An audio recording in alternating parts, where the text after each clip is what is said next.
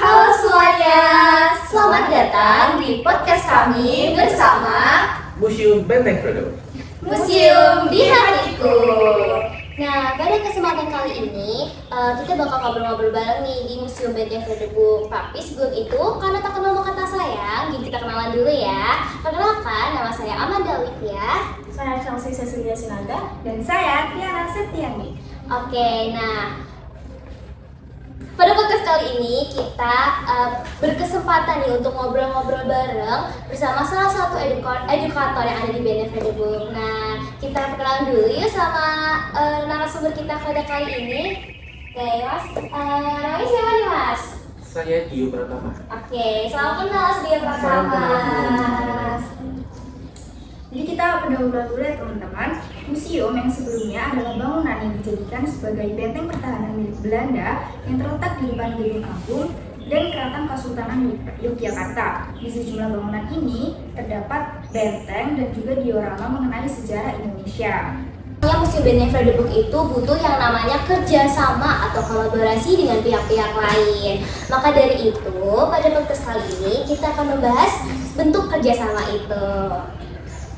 Nah, jadi hari ini kita akan bahas tentang kolaborasi Pentahelix. Sebelumnya, apa itu kolaborasi Pentahelix? Pentahelix adalah konsep kolaborasi antara 5 elemen, yaitu ada akademisi, ada komunitas atau masyarakat, ada juga pengusaha, media, dan juga pemerintah. Nah, konsep ini bertujuan untuk mencapai tujuan bersama dengan memanfaatkan kekuatan dan sumber daya masing-masing. Konsep Pentahelix ini dapat diterapkan di berbagai bidang, salah satunya pada bidang pariwisata. Tapi sebelum ngomongin ke Pentahelix-nya, coba yuk kita kulik dulu gimana sih profil dan juga sejarah yang ada di Museum Benteng Frederick ini, Mas. Mau langsung sekarang? Boleh. Oke, jadi kalau kita mau cerita sejarah dari Benteng Frederick itu bisa 3 hari 3 malam kita nggak tidur. Oke, kita gas, Mas. Oke. Nah, jadi singkat aja ya. Iya, boleh. Jadi Benteng Frederick itu berdiri tahun 1760.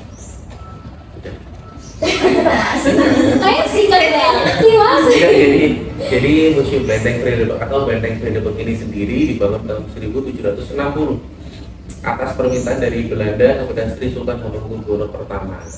Nah, apa sih maksud dari Belanda untuk membangun benteng di dekat Keraton Jogja yang jaraknya cuma 500 meter ini?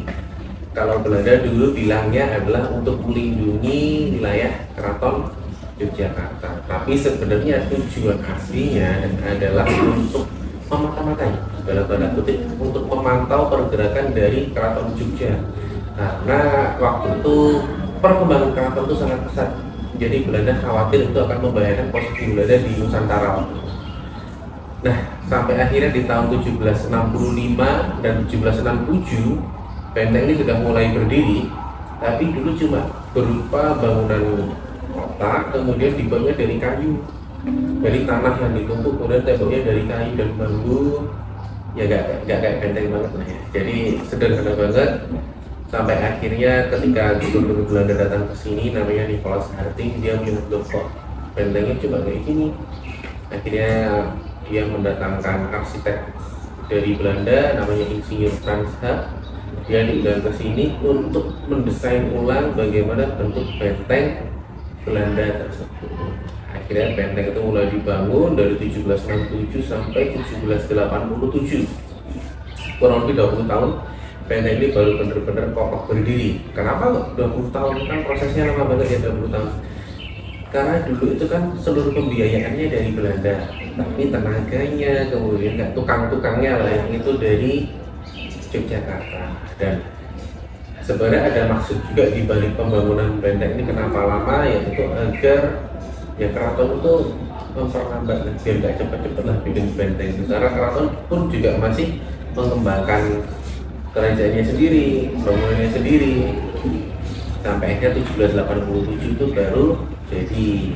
Dan dulu benteng ini diberi nama benteng Rustenburg yang berarti benteng peristirahatan. Peristirahatan bagi siapa? Bagi Belanda tentunya. Kalau bagi saya belum ada. Jadi ya jelas. Jadi benteng ini dibuat untuk peristirahatan tentara Belanda, teman-teman. Namanya adalah Rustenburg. Terus seperti yang teman-teman lihat sekarang, ruang kita sekarang ini kalau misalkan flashback ke masa lalu, kita berada di teras depan atau halaman depan dari rumah salah satu perwira yang tinggal di Benteng Friedeburg. Ini di belakang kita jendela, pintu, dari dulu memang seperti ini bentuknya. Dan memang ini adalah rumah di dalam sana dulunya. Sekarang sudah beralih fungsi menjadi ruang diorama 1 atau ruang pameran 1, kemudian ada ruang pegawai. Kemudian ada diorama 2, 3, 4, itu semua punya fungsi yang masing-masing.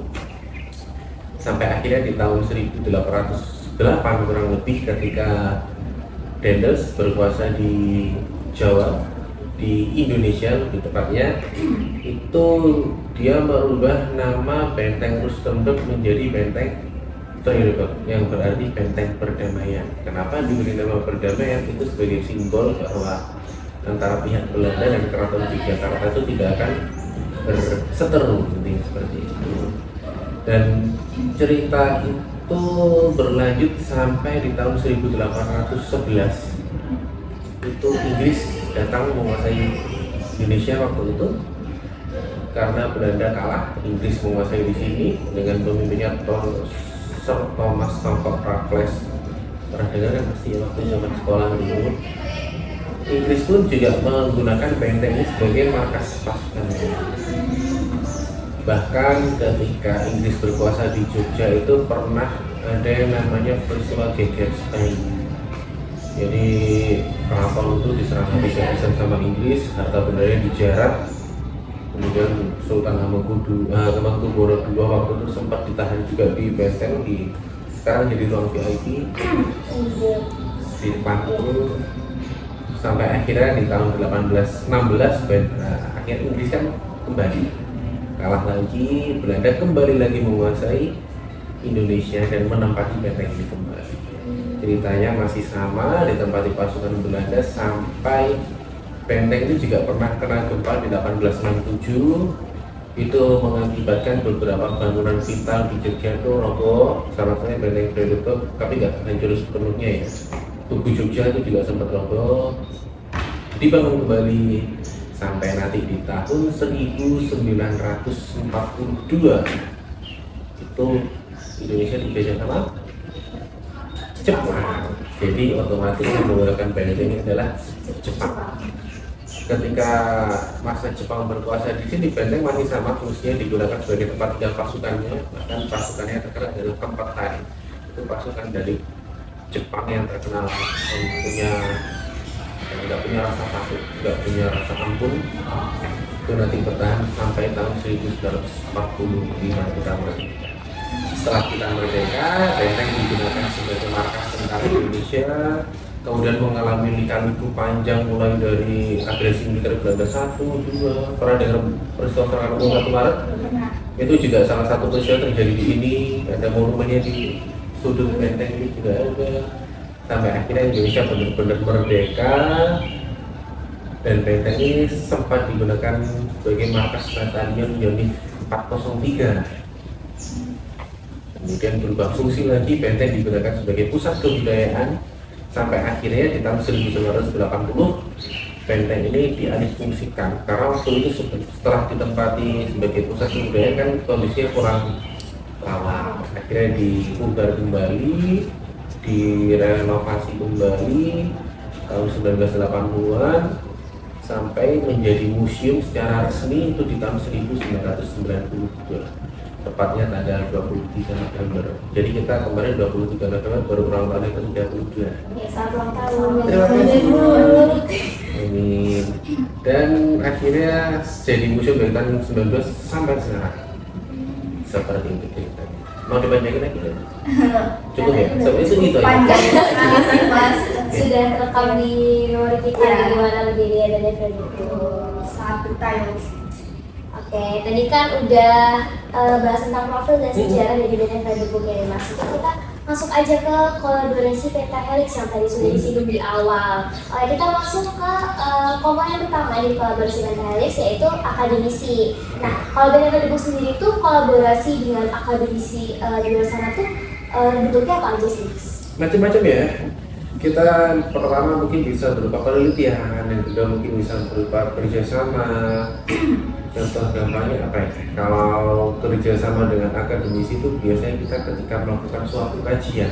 Ini contoh terbaru aja, kita kemarin baru saja melakukan kajian tentang memori kolektif Pangeran Diponegoro. Nah, itu kita melakukan kajian, ada tim dari Museum Benteng Fredobe, kita berangkat ke Makassar, di sana kita menemui keturunan generasi kelima dari Pangeran Diponegoro. Ibaratnya ya masih anak cucunya. Kita ada ke Banyumas, jadi ketemu beberapa generasi, kemudian kita mengkaji bagaimana memori kolektif dan kita berusaha menggali informasi apa sih nilai-nilai yang diturunkan oleh Pangeran Diponegoro itu ke anak cucunya. Nah, setelah itu kita mulai menjalin hubungan lagi dengan akademisi. Contohnya kemarin kita kerjasama sama ada Profesor Peter Carey, beliau ada sejarawan dengan ahlinya memang di bidang perang Jawa. Waktu itu kita sama-sama membahas dan kita melakukan seminar tentang kajian ini. Jadi kita di situ bisa mendapatkan informasi-informasi yang bisa dikatakan lengkap karena kita mengkaji sendiri, kemudian diperkuat lagi dengan data-data yang dimiliki oleh profesor. Itu contoh terbarunya kan. Kemudian itu kalau untuk segi akademik ya, kalau kemudian dari segi yang non akademik, contohnya kita kerjasama dengan sekolah, lingkungan sekolah dengan mulai dari SMP, SMA, perguruan tinggi, itu kita biasanya kerjasamanya macam-macam. Contohnya ada kegiatan Fredobe Fair, itu event tahunan kita rutin, kita pasti kerjasama dengan beberapa sekolah untuk melakukan pameran di sini. Pameran produknya, misalkan SMK punya produk kan pasti mereka kan pameran produknya di sini. Selain itu kita juga memberikan ruang apresiasi bagi para peserta didik untuk bisa perform pentas seni di sini, mau musik, mau karya apapun itu kita fasilitasi di sini. Ya itu contoh gampangnya seperti itu. Kalau contoh universitas yang udah pernah kerjasama dengan BNFB itu universitas mana aja? Kalau universitas yang sudah kerjasama secara MOU itu kita bukan secara MOU ya, lebih tepatnya secara kerjasama langsung. Kita dengan UKM-nya, kemudian kita dengan akademisinya, itu dari UGM sudah. Kemudian kalau dari UKM kita kemarin sama UAD, sama NNPC, kemudian sama isi Jogja juga kita sering banget ketika kita bikin pameran, kuratornya kita juga kerjasama dari isi juga. Jadi kan sempat disinggung yang musik-musik tadi ya. Terus nih aku tadi ngelihat ada tulisan musikologi. Betul. Nah itu apakah juga ada yang dari mahasiswa, UKM-nya mahasiswa? Tentu. Jadi kita ada sekolah pun ada dari SMA, SMK ada kemarin Sabtu dari SMA Muhammadiyah 5. Kemudian minggu kemarinnya itu dari UAD. Sebelumnya dari MNPC, UGM juga pernah isi juga, isi juga beberapa band, Gamma Band, tahu? Oh iya. Gamma Band ngisi di sini. Sudah beberapa waktu yang lalu.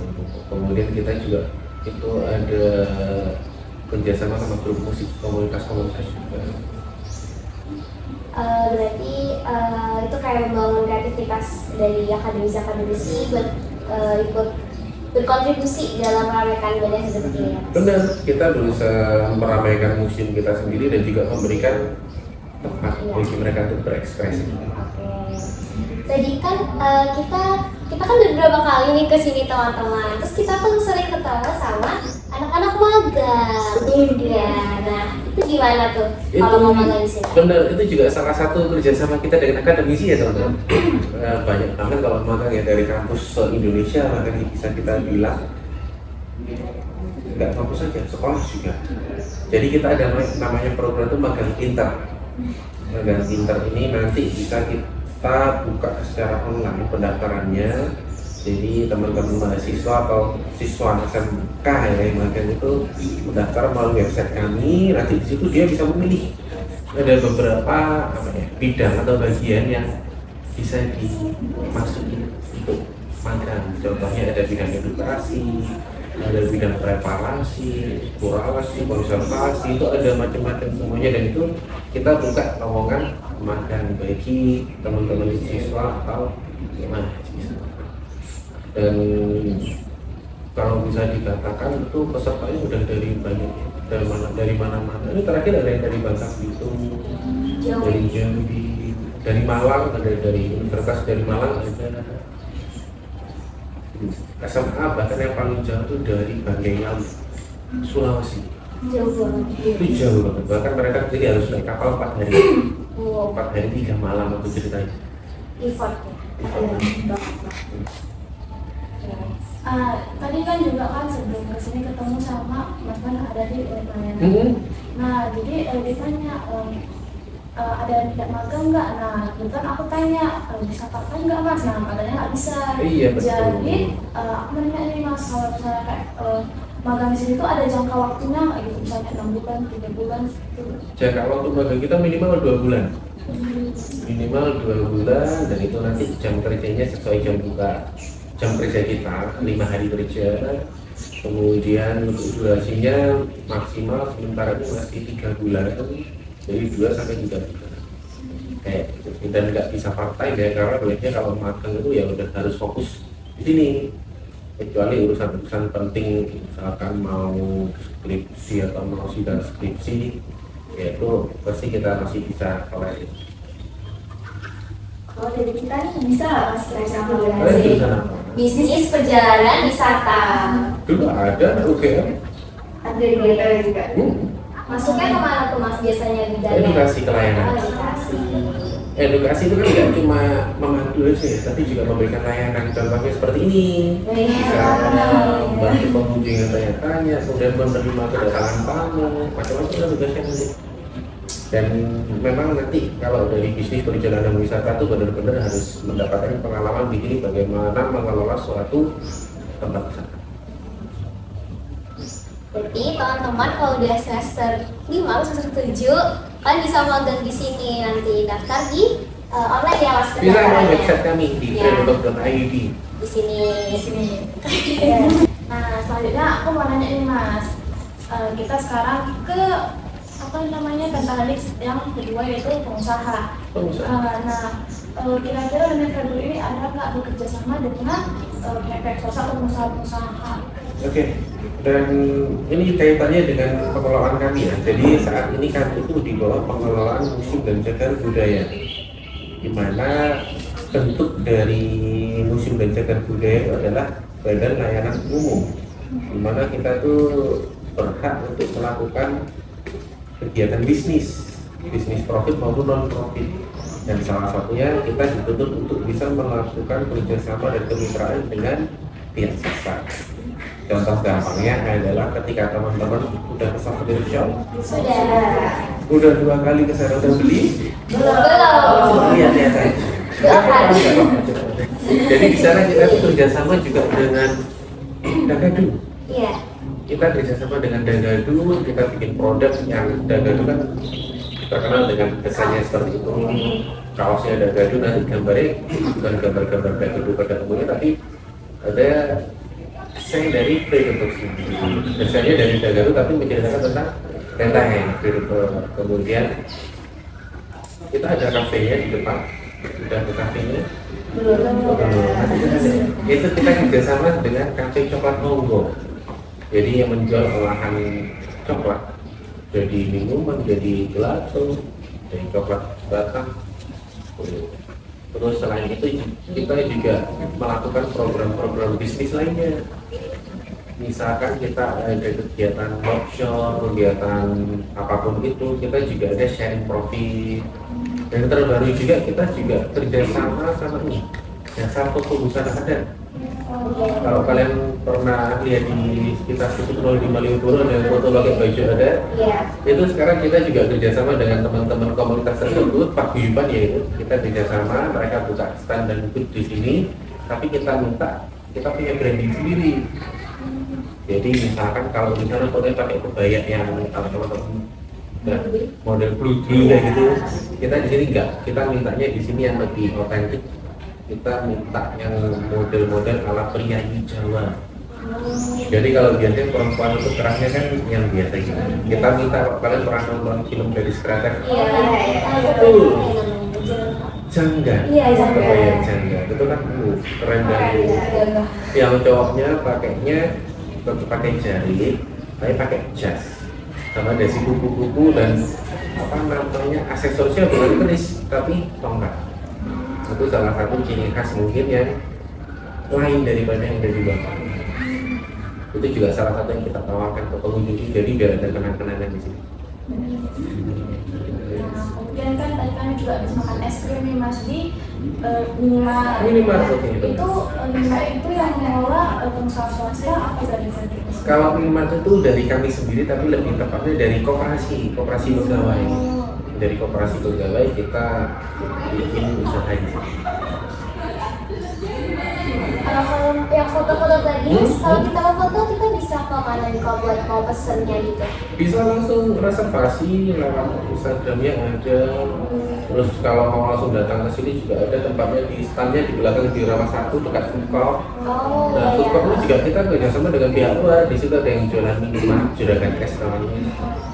Itu juga ya sistemnya sewa tempat seperti itu. Untuk harga fotonya itu berapa? 5.000 per file. Sangat terjangkau ya.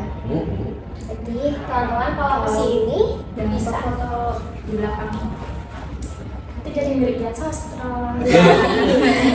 langsung bisa posting gadis kretek kayaknya. Ya. Oke, next ya Mas. Boleh. Kalau untuk komunitas nih, tadi kan ada kayak musikologi gitu komunitas, terus dari mana lagi kayak workshop gitu Betul. Mas. Nah itu ada apa lagi selain itu yang bekerja sama dengan komunitas? Komunitas itu banyak banget ya. Kita yang pertama tadi saya jelasin dari musikologi, itu dari komunitas musik yang ada di Jogja, bahkan sekitar Jogja juga, dari Magelang juga ada. Kemudian workshop itu pun ada banyak banget ya. Kita ada workshop membatik, workshop melukis gerabah, workshop batik tulis, tote bag. Kemudian ada konflik, olahraga konflik. Kemudian ada juga workshop macam-macam itu. Dan kita memang berusaha menjalin hubungan dengan komunitas karena komunitas itu juga bisa menghidupkan museum. Kita kerjasama sama komunitas, memberikan mereka ruang untuk bisa berekspresi. Kita juga kerjasama kemarin itu sama Jogja Book Party karena kita sebagai lembaga ibaratnya bergerak di bidang pendidikan juga ini. Jadi kita harus mendukung yang namanya mendorong minat baca. Jadi kita mengadakan kegiatan diskusi buku, membaca buku bareng, bahkan kemarin sempat kita menghadirkan dan bukan menghadirkan, kebetulan ada salah seorang penulis buku Sania Rashid kalau teman-teman tahu, dia datang ke sini dan pas kita untuk undang untuk mengisi sekalian kegiatan Free the Book Party namanya. Beliau berkenan dan itu ramai banget, teman-teman seneng, komunitas juga seneng, pingin kayak gitu. Kemudian kalau komunitas itu selain workshop, kita juga ketika ada pameran Free the Book Fair contohnya yang gampang aja ya, kita ada jualan stand booth itu komunitas apapun ya. Ada komunitas sketch, komunitas melukis, komunitas itu ada komunitas pecinta hewan, ada komunitas DIY Baby Bearers, itu pun juga kita kerjasama. Ya, karena kita harus tetap bersinergi sama komunitas. Kalau yang musikologi selain dari yang kampus-kampus gitu, kalau komunitas yang desa kayak Karang Taruna itu ada nggak sih? Nah, itu yang masih belum. Tapi itu nggak menutup kemungkinan kita untuk bisa diadakan di next episode. Karena kita pun juga sudah menjadi hubungan dengan desa-desa wisata. Tapi kita masih sambil memetakan kira-kira potensi dan destinasi seperti apa sih yang bisa kita gali di sini. Kalau yang workshop ini itu tuh dari merekanya yang ingin mengajukan kegiatan di sini atau Benteng Frederick yang mencari mereka gitu. Ada yang kita mencari, ada yang mereka mengujikan. Jadi ketika kita mencari, biasanya kita sudah melihat workshop itu di mana, sebelum kita tertarik, kita minta ibaratnya kasarnya tuh kita minta kontaknya, kita jalin komunikasi dulu, kita pendekatan, ditawarkan untuk isi workshop di sini. Ada juga yang memang komunitas itu menawarkan produk, mengirimkan proposal ke sini, kemudian kami pelajari, pimpinan pelajari, akhirnya kita deal, kita lakukan workshop di sini. Itu juga. Kalau workshop kayak gitu kan pasti ada fee-nya ya Mas? Betul. Nah itu ada pembagiannya nggak sih sama Nah, karena kita merupakan badan layanan umum tadi, jadi otomatis kita juga ada yang namanya profit, tapi profitnya memang nggak besar-besar banget ya. Jadi yang penting kita tetap berusaha menghidupkan komunitas tersebut, tapi kita juga ada timbal balik bagi kita sendiri. Karena untuk gambarannya teman-teman, jadi badan layanan umum itu keuangan itu semua nggak full ditanggung sama negara. Tapi kita harus bisa mencari pendapatan sendiri, kemudian diolah, bahkan keuntungan itu nanti juga bisa masuk ke pendapatan negara, bukan pajak PNBP. kalau di sini kan ada food cart business. Ada supportnya di Food belakang. cart itu yang jual juga komunitas masyarakat. Itu biasanya lebih ke bisnis ya, Oh, kayak sewa tempat. next yang selanjutnya itu ada kerjasama dengan pemerintah. Kan Oke. Pas dulu deh. Tadi kan disebutin konflik Mas. Nah, sebagai remaja jompo, ini kita kan penasaran kira-kira kalau kita mau ikutan itu tuh bisa ikutnya tuh daftarnya di mana dan bayarnya berapa? Terus biasanya dilakuin ini setiap hari apa Mas? Oke, jadi konflik itu kegiatan udah 1 bulan sekali ya, kita udah rutin mulai bulan Agustus. Pendaftarannya tuh 60.000 udah dapat free sewa lipstick, topatnya tuh sama. Matrasnya. Itu harga 60.000. Itu biasanya di hari Jumat atau Sabtu sore. Karena biasanya kalau Jumat atau Sabtu sore biasanya setelah konflik jam 4 itu nanti selesai jam setengah 5, istirahat maghrib, setengah 7 bisa menikmati sajian water fountain yang ada di depan. Kalau mau bertahan sampai malam lagi bisa menikmati sajian musik dari musikologi. Gitu sih.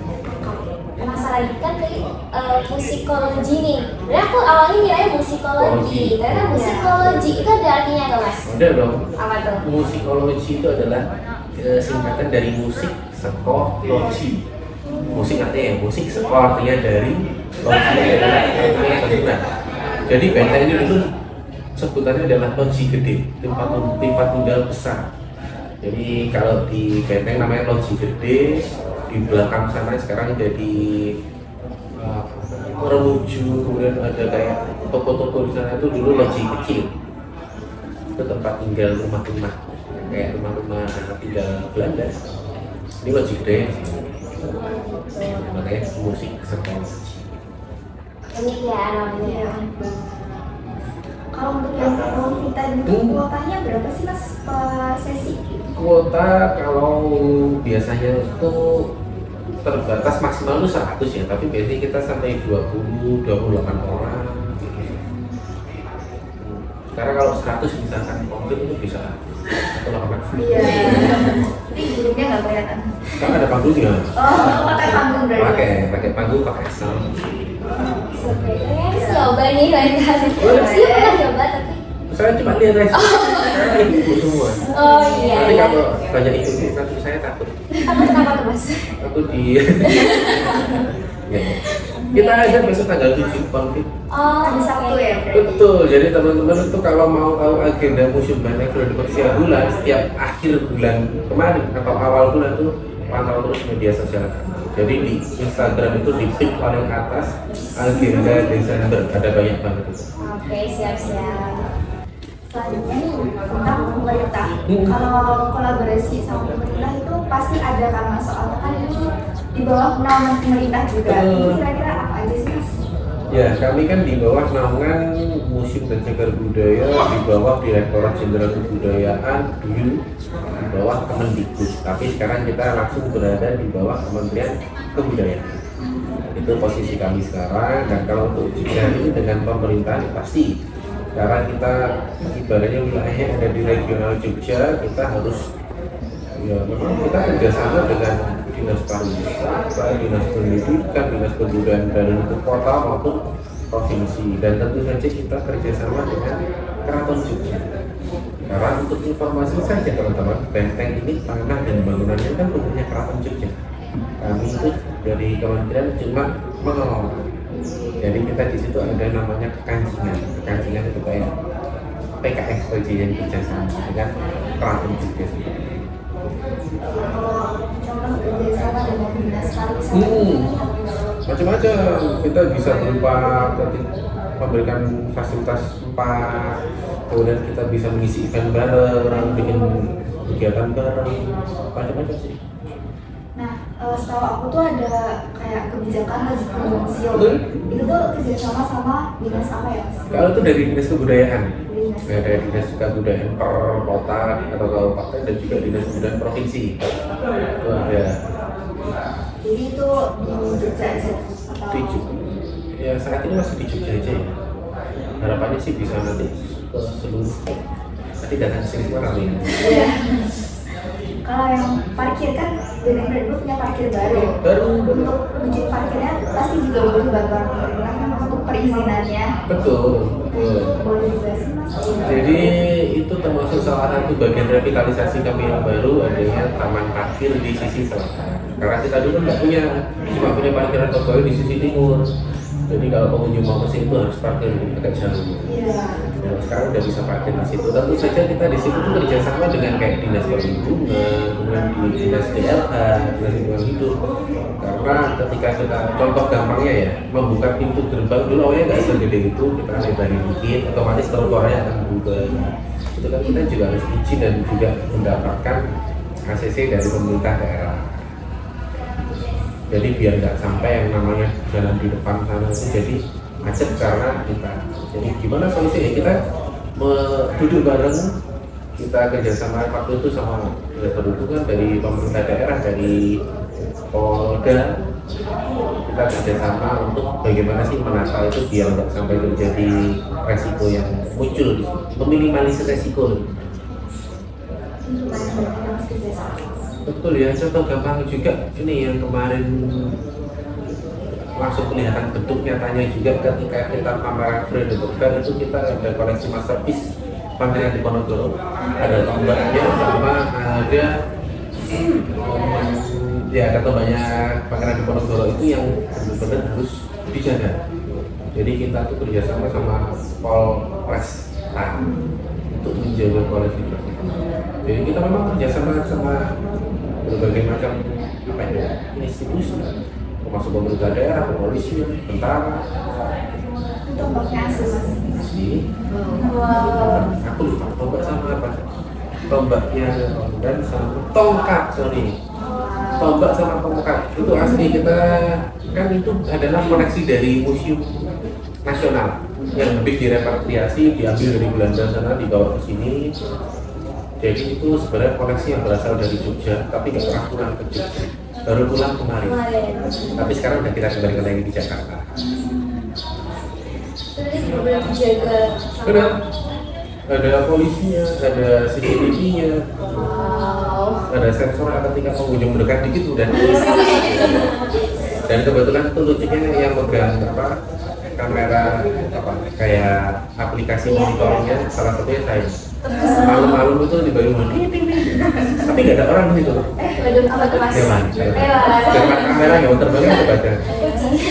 Enggak, aku cuma Kucing terbang lagi kucingnya tadi. kayak serangga kecil itu kebaca di kamera. Dulu awal-awal itu kita Carlos untuk apa ya?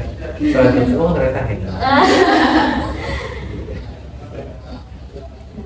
Nah, tadi aku mau nanya nih tentang parkir tadi.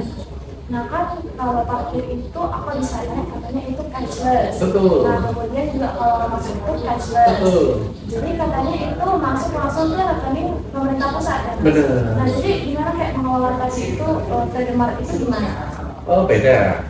Jadi kalau kayak parkir, kemudian tiket, termasuk sewa tempat, bisnis ya apapun itu semua nanti keuangannya langsung masuk ke rekeningnya Museum dan Cagar Budaya, nggak lewat kita ya. Kita itu kan ibaratnya di bawahnya MCP, Museum Cagar Budaya. Jadi segala pengelolaan keuangan itu langsung ke pusat, baru nanti didistribusi ke beberapa unit, banyak unit di sini. Kalau koperasi itu sistemnya kita membayarkan sewa tempat, supaya kita membayar sewa tempat ke Museum dan Cagar Budaya. Dan kenapa kalau cash, kenapa harus cashless? Ya karena uang itu biar masuk ke Museum Cagar Budaya. Kalau lewat tunai kan otomatis ada proses panjang yang dilalui. Sementara sekarang itu ditutup proses yang lebih cepat dan transparan.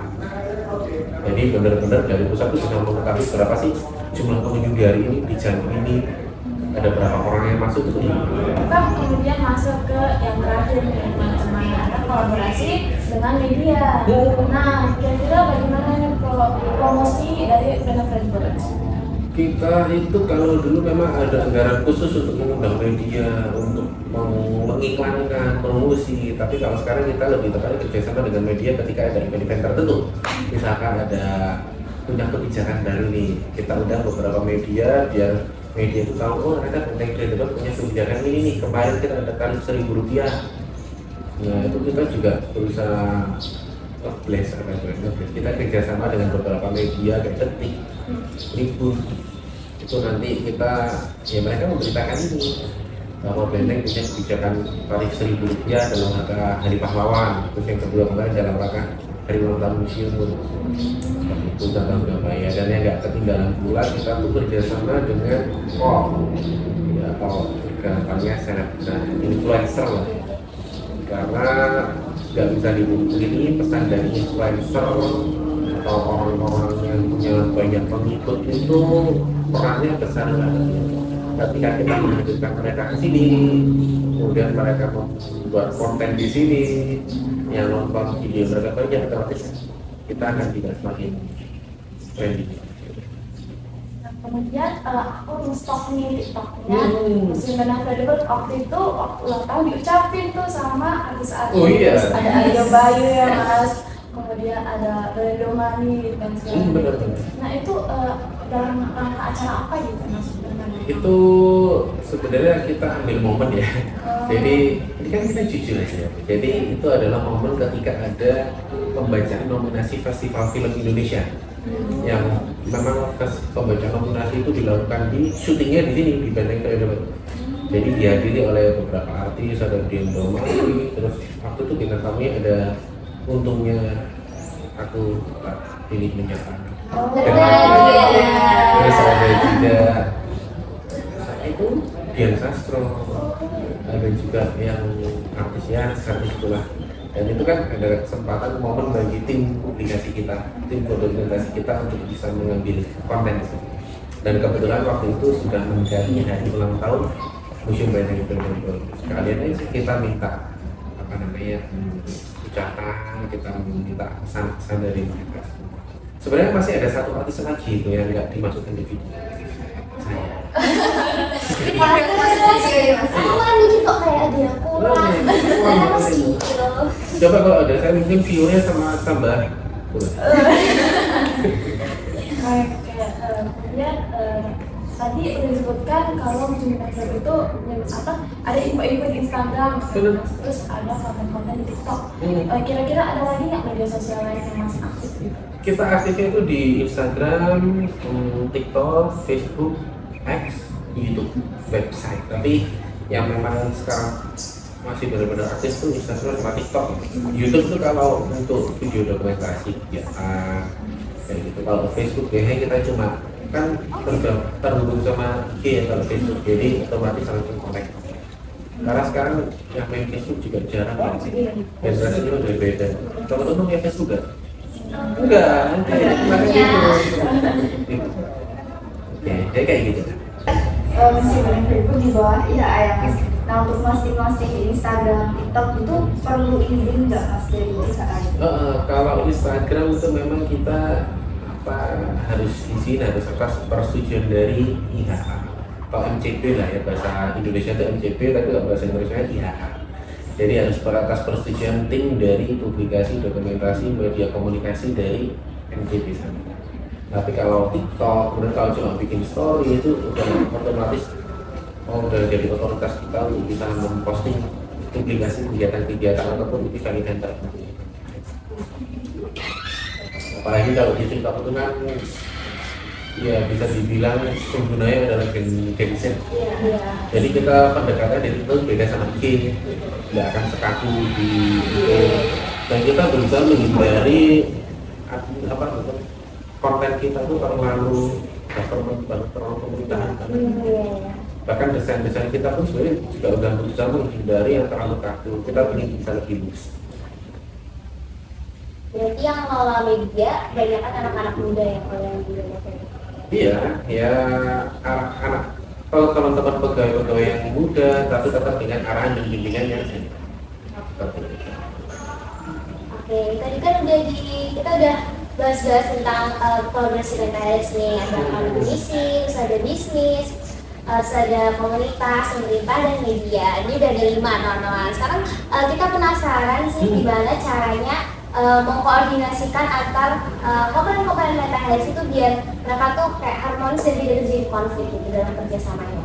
Oke, jadi kita itu yang pasti harus terus melakukan sinergi, kita harus rajin melakukan silaturahmi, dan juga kita terus melakukan koordinasi.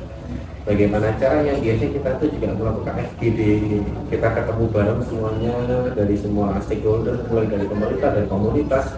Itu kita ketemu duduk bareng, kita bahas kayak ya gimana sih cara mengembangkan museum kita ini, yuk mau kita ngapain sih museum kita ini. Terakhir kita juga sempat melakukan FGD itu waktu itu khusus sama komunitas itu ya. Jadi semua komunitas yang sudah tergabung di dalam fokus namanya forum komunitas museum itu kita undang, kita hadirkan ke sini, kita ajak ngobrol bareng, duduk bareng. Ada masukan nggak sih dari teman-teman komunitas, maunya seperti apa, kira-kira apa yang bisa kita lakukan, dan kira-kira apa yang teman-teman komunitas bisa lakukan. Oke teman-teman, tadi kita udah bahas banyak banget ya, mulai dari profil, kolaborasi Pentahelix, terus gimana sih cara Benefit Debut itu menjalin kerjasama agar tetap harmoni gitu. Oke, mungkin ngobrol-ngobrolnya cukup sampai di sini dulu. Kita bisa ngobrol-ngobrol lagi di lain waktu. Di podcast episode kedua. Betul. Iya. Tugas lagi dah. Oke, kita mau ucapin terima kasih banyak buat Mas Dio atas Waktunya. sudah mau membantu kita dalam menjadi narasumber di podcast kita kali ini. Oke, kita juga mau ngucapin terima kasih kepada teman-teman yang sudah bersedia menonton, dan juga semoga apa yang kita sampaikan dalam podcast kali ini dapat bermanfaat bagi teman-teman semuanya. Oke, terima kasih dan sampai jumpa. Salam sahabat museum. Museum di hati